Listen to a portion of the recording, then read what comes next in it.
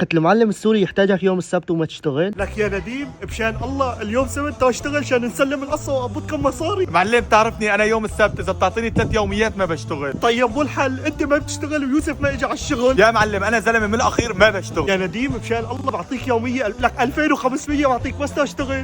2500. طيب معلم اذا جبت لك يوسف على الشغل ايش بيطلع لي؟ انت جيبه ولك الوف. شغله فيها الوف لعيونك. يا ربي هذا شلون بدي اجيبه ليوسف؟ لقيته.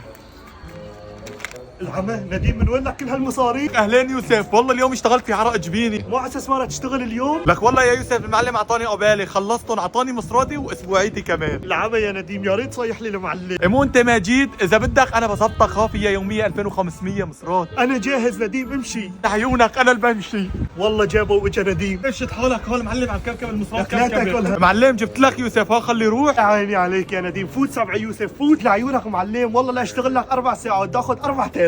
يلا معناتها معلم مد ايدك على عبك قبضنا. إيه مو لعيونك هي 1000 فرقه.